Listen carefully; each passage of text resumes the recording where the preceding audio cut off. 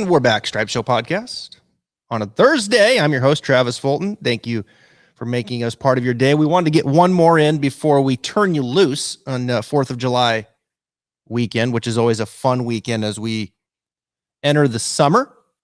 And it's been a great week here. Thank you for tuning in on the podcast. Got some great stuff coming up next week. A lot of golf to be played. And of course, the following week, the Open Championship. Now, today we're bringing back a guest that was on the podcast about a month ago. We introduced you to this tool, let's call it, or aim marker, or remember we didn't have a name for it at the time. Now we have a name, folks. We have a name. And some of you took advantage of the pre-order, and a lot of you took advantage of the pre-order, and those have been shipped out today. They are on their way. And the man that designed this, we're bringing it back because we want to get into more of a tutorial here today on the value of this thing, greens reading, aiming, just kind of what goes into how this thing works. I'm going to save the name of this product for the guy that invented it. He joins us now. Tim Tucker, welcome back to the podcast, my man. Travis, thank you, man. I love the Stripe Show podcast, and I'm excited to talk to you anytime you'll have me on. Okay. Well, we're going to talk about more stuff. Look, Tim has a lot of information, and he starts explaining stuff to me on the phone about air density and what the difference is and how far the ball is going to travel at 9 a.m. versus 10:30. And after a while, I'm like, geez, let's not talk about this now. Let's talk about that on the podcast. I know we got more info out of you, and we'll get to it. But today we got to come back. We got to talk about what we see in front of us here, right? What is the name of this terrific product? So this product is called True Aim. True Aim. True Aim marker, correct, yes. And to be honest with you, True Aim was a product that a friend of mine, myself and a friend, Jason Goldsmith, he's a performance coach. He works with Justin Rose and Jason Day. Yeah. A handful of other guys, as you know. And we actually developed another product a while back, and we had 60 players use it on tour. If Kyle Stanley hadn't gotten up and down from a cactus on the 17th hole at Waste Management, we would have had a tour win with Bing Crane. But anyway, that was called True Aim. It was too difficult to, sometimes you have to re-educate the public, and so we weren't able to. And so anyway, I had everything. You call this True Aim because it fits perfectly. Okay. All right. So we're looking at True Aim. Now I've got one of them here that you sent me, prototype. And the ones that are, this picture here has been updated. Such a great picture though, that I wanted to keep it. And you see the black line, and then you see the two white lines and the two red lines and then the two white lines. There's actually a fourth line now, folks. There's a black line that goes just outside of that. Tim will explain that. That's what I have in my hand. Now, Tim, I've been using it. You don't have to convince me. I love it. I've been touting here on the podcast, telling people look, this is a great tool. And of course, I've had a lot of DMs and things come back to me and say, I'm not spending $100 on a ball marker. I'm like, well, it's okay. Yeah, it's a ball marker, but it's so much more than right. So it's so much more than that. So we'll get into that here on how to use it. But I've been using it. And it's interesting. It's making me really think about and quantify the decisions that I'm making, right? And I'm making a lot of good decisions, and it's helping me aim it where I need to be aiming it as far as the amount of break. But then more than that, Tim, I've noticed that it's kind of teaching me some trends on some things maybe where I'm borrowing too much or borrowing too little. I'm kind of learning about myself a little bit as I make mistakes, right? And where those mistakes lie. So it's very interesting from that standpoint in my experience in going through it. But the first thing in True Aim, Tim, I want you to start with here, and we were talking about this before we came on, getting this thing lined up first right at the center of the hole. How do you do that? Yeah, correct. Real quick, I want you to remember where you were. You just said that as you're going through this process, you're learning more about how you're looking at greens. Let's get back to that because that is the key. That is the key to this whole thing. So The first thing we do when you get your product, when you get this marker, and again, it is not just a ball marker, okay? You can mark your ball with a penny, okay?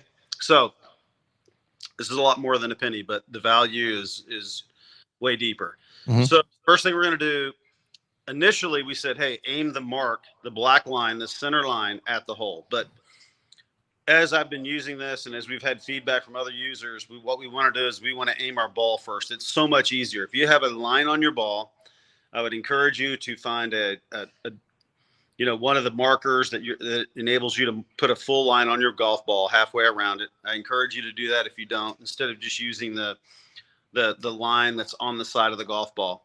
And you'll understand why when you try that. But the first thing we want to do is aim the ball at the center of the hole. It doesn't matter if it's a single break, one direction, or a double breaker. We always want to aim it directly at the hole. And then what we'll do is we'll put the marker down. We'll have the marker down while we're adjusting our ball. But once we aim the ball directly at the hole, then we'll match that black line to our line on the golf ball. And then we'll pick our ball up. Okay. So that's the first step. And take your time with that. It's going to feel like it may take you 10 or 15 seconds to do. But once you've done that, the rest of this process is lightning fast. So to make sure you take that 10 or 15 seconds to get it perfect, because without that, it won't work. So I've got it lined up. I'm cleaning my ball, and that was my first experience with it. Was I was trying to line the black line up first, and I was like, okay, this is a little more difficult to do. But using that line on the ball and then putting that down, and then what I was finding is using my dominant eye with the club, like you'll see with the club back, and getting that perfectly straight. That's the first step. Take your time with that. All right. So now from there, take us into the second step of now getting a sense for what the green is doing, right? And learning about the green. Right. I mean, well, real quick. I mean, there are, three really important aspects to putting. Okay. Mm-hmm. And I don't believe any of them have to do with stroke. Okay. I think that number one is speed control. We need to be able to control how far we hit the golf ball. It doesn't matter if I'm playing it a cup out left. If I, hit it 5 feet by the hole, it will not break into the hole. Correct. So we have to match our speed to the read. Bryson, I caddied for Bryson for 6 years. He is probably arguably the best. And I can't tell you the amount of time and effort that he put into speed control and using a ruler. And it doesn't matter what technique you use, but I encourage you to work on your speed control. Secondly, we need to start our putts online. And again, if you go to a tour event and sit on the putting green, you will see guys constantly working on chalk lines, tee gates, starting their putts online. It's crucial. It doesn't matter if I have a perfect read if I can't hit that line. And also with the correct speed. So those two skills are very important. And then third is the break. And the beautiful part of this is that this is going to be an easy system for break. I've worked, again, how I met Bryson was through green reading. I was teaching a green reading system, and I taught him when he was 15. And let me assure you, the one thing that Bryson brings out of people is their best. If you're not the best at what you do, you won't be around Bryson very long. He will drive you to be the best. And we've dove into the green reading aspects deeper than anybody can imagine. So I've done it all. But again,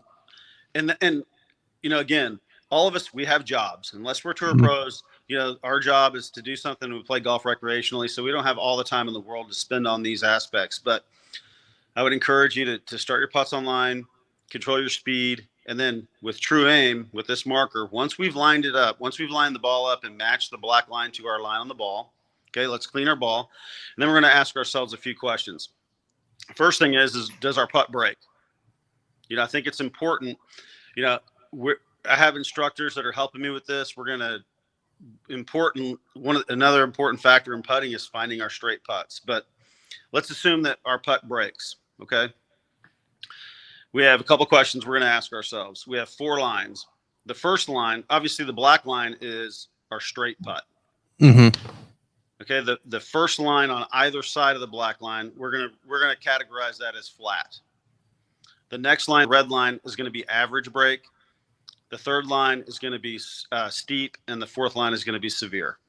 So, and fourth line will be the black lines outside of those white ones. That's correct. Yes, just like one you have and the one we've shipped out. Right. So I like, it's going to be one of the four, but so I always, instead of just saying, hey, it's a 1, 2, 3, 4, I always like to say, hey, is it flat or steep? Okay, and so if you could imagine a putt in your mind, would it be flat or steep? So we have to make a decision. If we say flat, it's going to be either the first line or second line. If it's steep, we're going to say it's the third or the fourth line. Okay, so it's just a process of elimination. And again, that is that choice is up to you. I've been working with Adam Svensson. I've been caddying for him. Amazing player, Canadian kid, really, really playing well. He's tied 6th at John Deere today, shot 4 under. He uses the mark. He loves it. And again, he asked me, Tim, what do you like? And I said, Adam, it has to be your choice. I can't influence because, again, you're learning from this every single time, just like you said earlier. Right. Is it flat or steep is our first question. If it's flat, we're going to use a 1, 2. If it's steep, we're going to use a 3 or 4. Okay. From there, if you said it's flat, okay, are we saying it has a little break or average? Okay.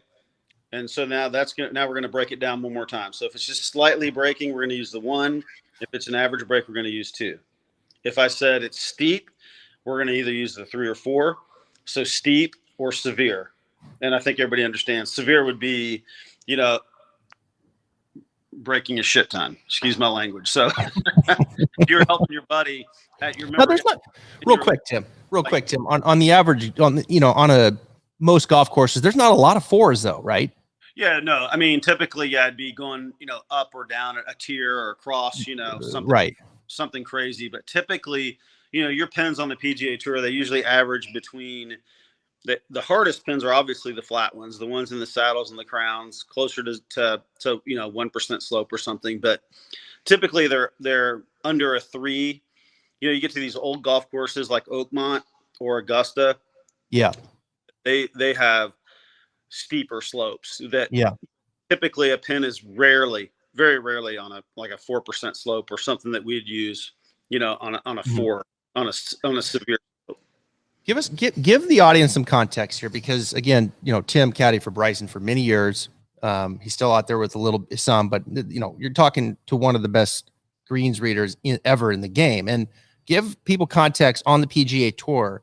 What percent would you say putts that it's between that first white and red line, the flat, right? Those first 2 lines. What percent do you think? I would say probably 70% are on the 2, and we'll just say that's an average. And I always tell people too, if you don't know, default to the red line. Okay. That's your average amount of break. Okay. But Travis, like you'd said earlier, so through your use, you found that, hey, you hit a putt and you're like, okay, I played that too much or too little. Right. And part of this too, our tagline for this device is train, practice, play, right? So we're training our eyes and how to see slope and how to look at it differently than we have before, right? Mm-hmm. And then when we're practicing, like when I get on the practice putting green now, instead of just hitting random putts, I actually put this down and practice with it every time, because it's like, why am I going to hit a putt when I have the opportunity to actually know the break instead of just guessing? So it was really important. I'm glad you said that you're noticing that, hey, I played too much break there. Instead of just going, I hit a bad putt or I played too much, whatever it is. Part of being a good golfer in all aspects is error detection and going, hey, what happened there? Right. I hit it with good speed. I felt like I had a good start line. Oh, I played too much break. Okay, great. Right. Next time I know this is, I should have been between. It wasn't a 2. It was probably a 1.5. Mm-hmm. And we can play half lines, right? Yep. You can play between the black and the first white line and play a half line. So you really have 8 options here. And so it's a skill that you're going to get better at, enhance and actually better. Yeah. And that's part of the training process. Golf's not easy. It takes effort, and so, but this will really give you a lot of confidence. What I've found with using it is that if I pick a two, let's say I pick the red line. Okay. I don't look where it's aimed. I set up square to the ball, put my line on my putter on the line on the ball, and I look at the hole. And it allows me to be an artist and get the ball to the hole. All I'm trying to do, it takes the pressure off me of trying to hit a perfect line. I'm just, look, the marker has chosen the line, and I am now just trying to move the ball forward with good speed toward the hole. Right. Yeah, you're kind of okay. It's almost like I have a system that I can quantify to some degree that where to aim it, or to a large degree where I aim it, and then once I aim it, okay, now I'm going to be instinctive and hit the putt. Absolutely, I'm going to be an artist. Yeah, I mean that's what we all have it. Look, the reality is our subconscious is always aware of what's going on. It's our conscious mind that's messing us up. And I think this lets us dig more, deeper into our subconscious mind, and again, be an athlete or be free with what we're doing. Okay, so I got the black line straight ahead at the hole. I have used my eyes, my feet, whatever. I've laid down on the green and I've figured out which way it's going to break. Correct. Camilo Villegas, whatever you want to do. It's like, okay, it's going to break right to left. And I think it's very minimal. Like it's there, not a lot. So it's like, I'm going to go to that white line, right? That white line just offside the black line that's pointing slightly to the right. That's where I'm going to go. Now, I feel like I read that same putt on a different green and it's going to break right to left, but it's definitely a little more than what I just faced back there. And it's like that average break, and I'm going to go to the red line, right? And now that red line's on a more severe angle, so it's going to tell me to play more break.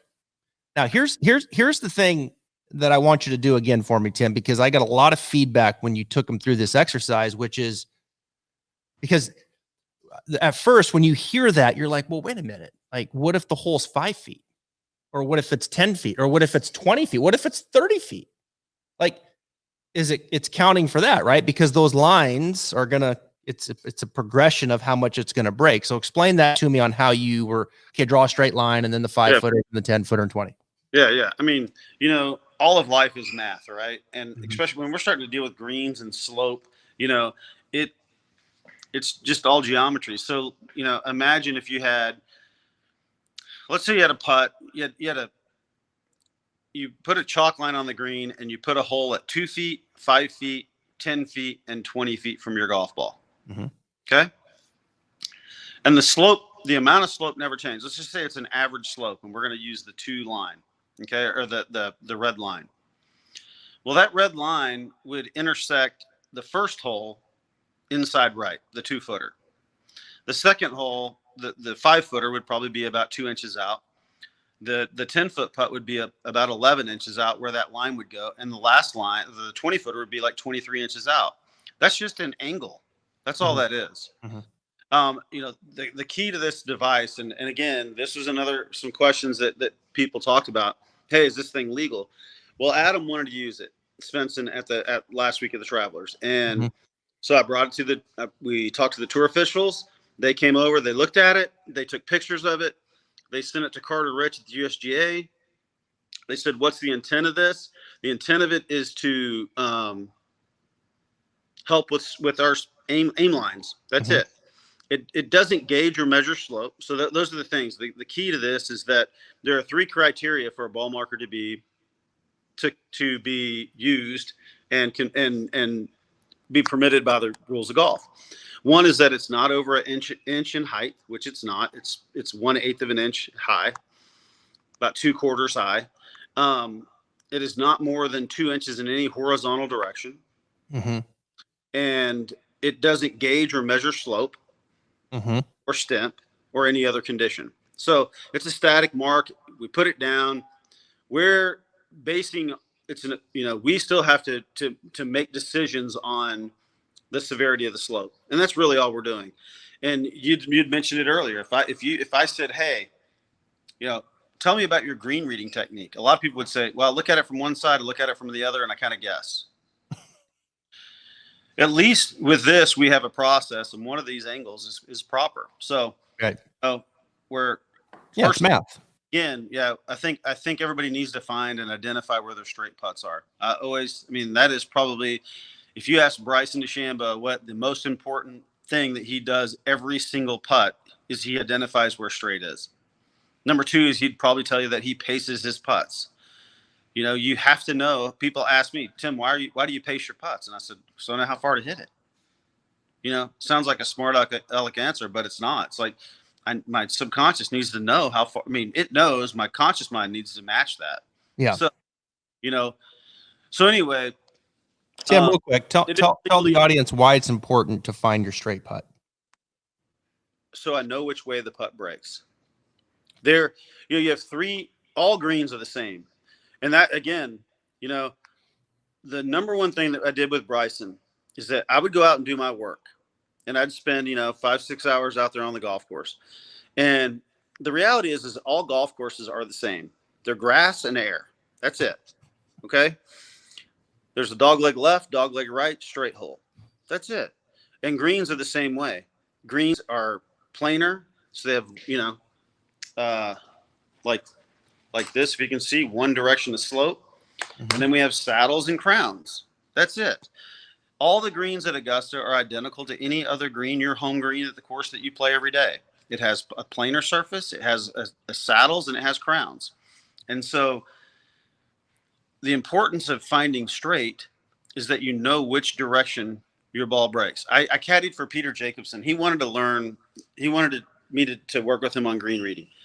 Mm-hmm. And so he's like, hey, would you caddy for me in a tournament? And I was like, yeah, I would love to. So I caddied for he and Tom Purtzer in a best ball on the Champions Tour.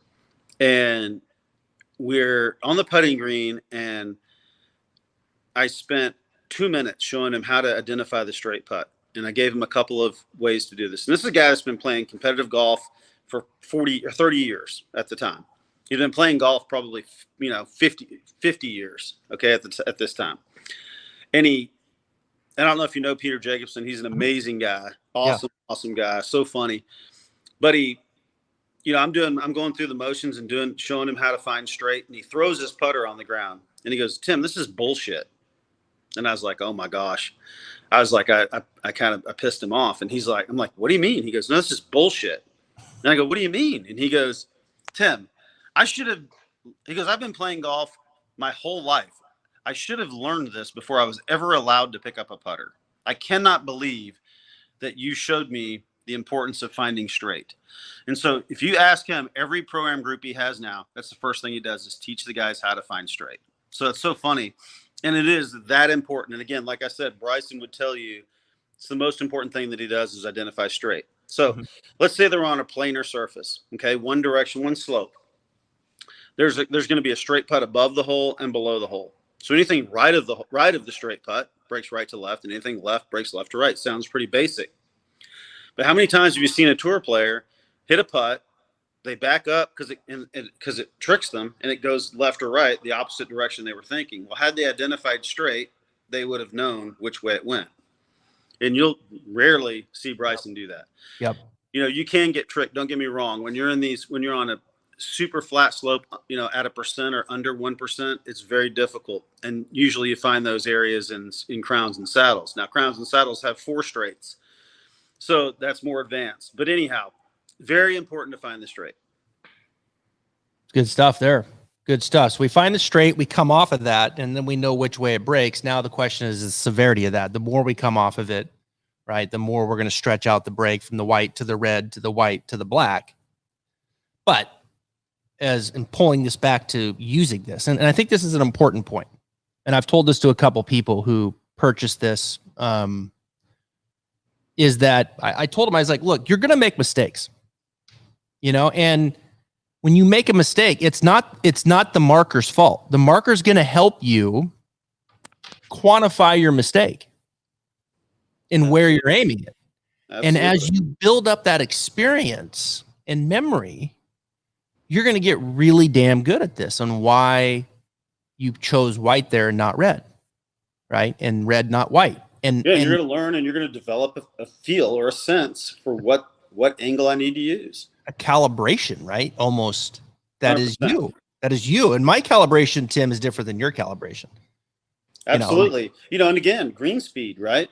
If I'm playing a green slower speed, green, I might use the half instead of a 1.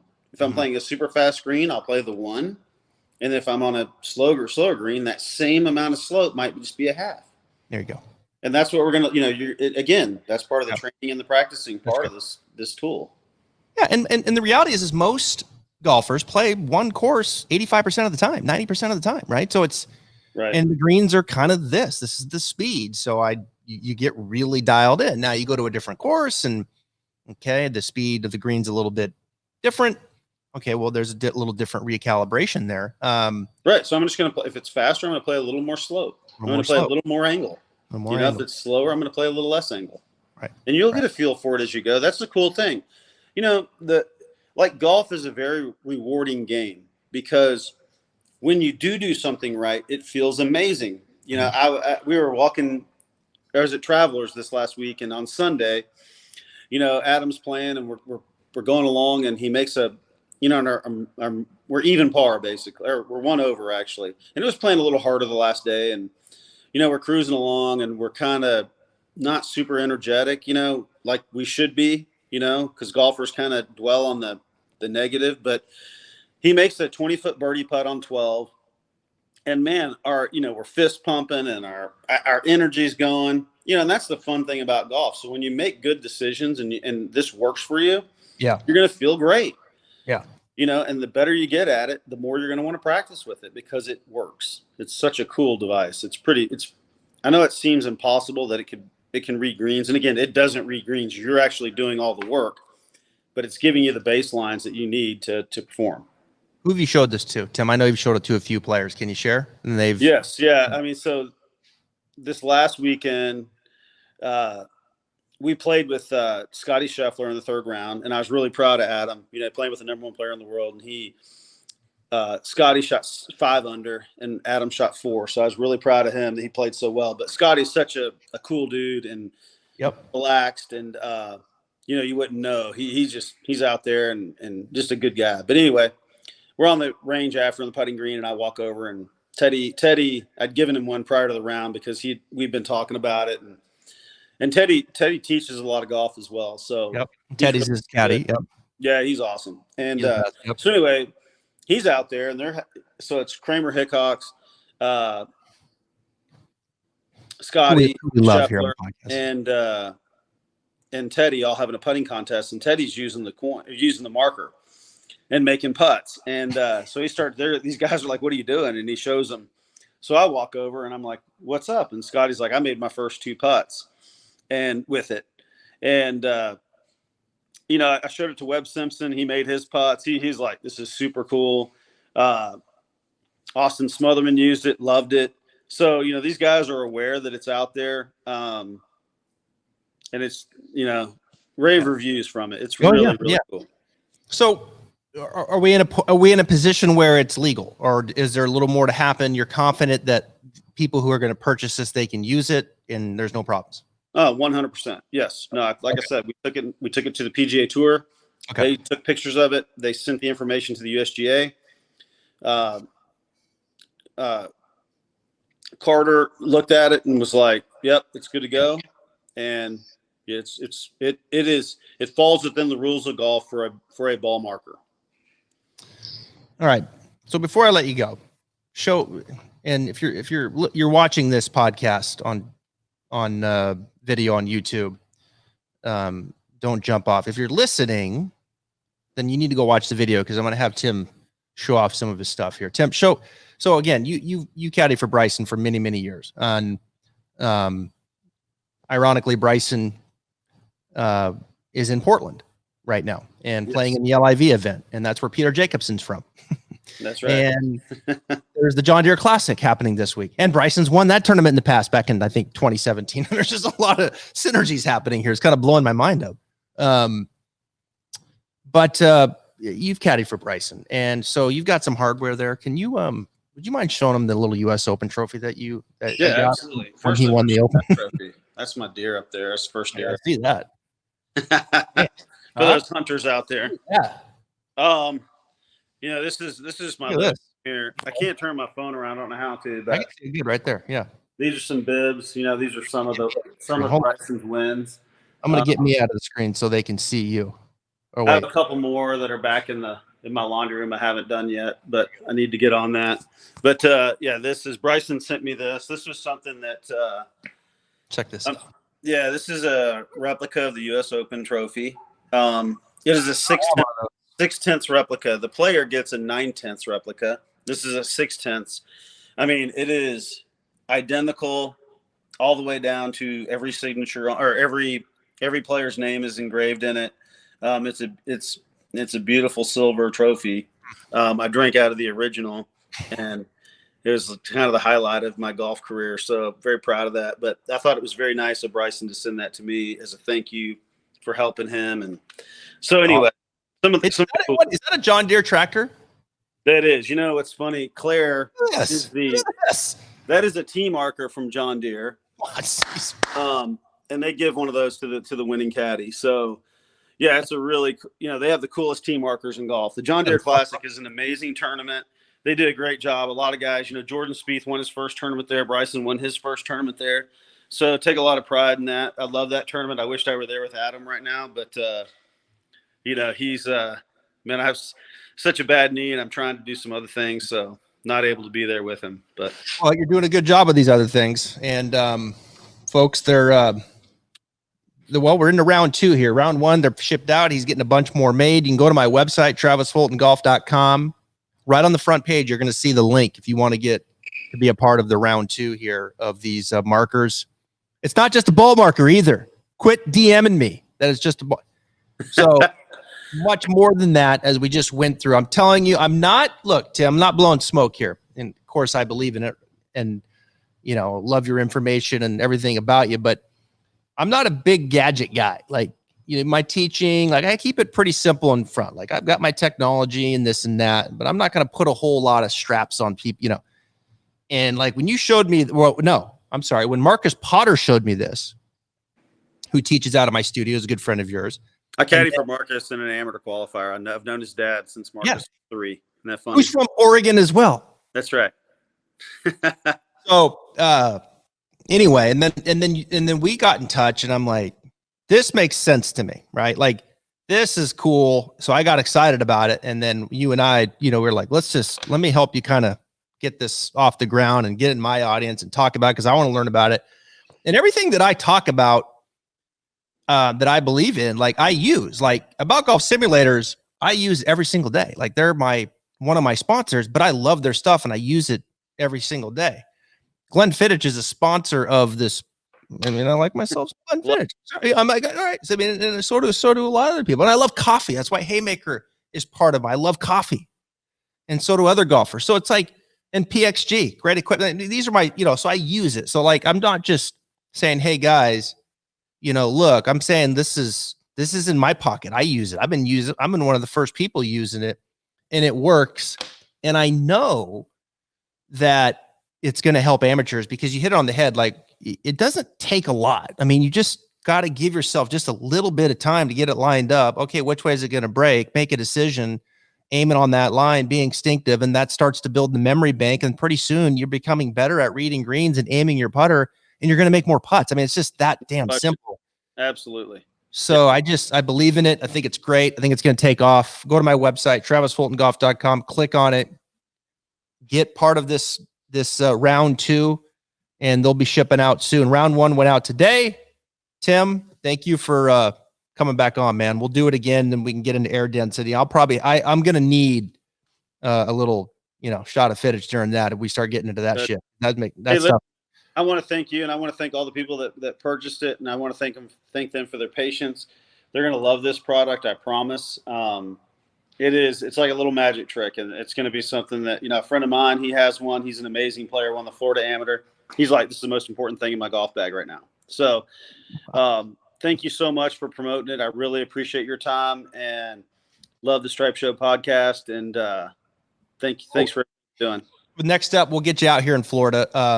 we're going to be doing a little seminar here. We're going to put that together. I've got a little vacation coming up. We'll get back, but we'll wait for the fall here in Florida when it's not so hot. And we'll get some people here and we'll do a clinic. I know you're doing with Mike Shy here in July, which will be awesome. But we'll do one here in the fall for my audience or my students and the audience that are around here to come and partake in this for like a 2-hour type event. Yeah, would love to do that. Look forward to it. All right, Tim Tucker, happy 4th of July, my man. You too, brother. Thank you so much, Travis. Appreciate you.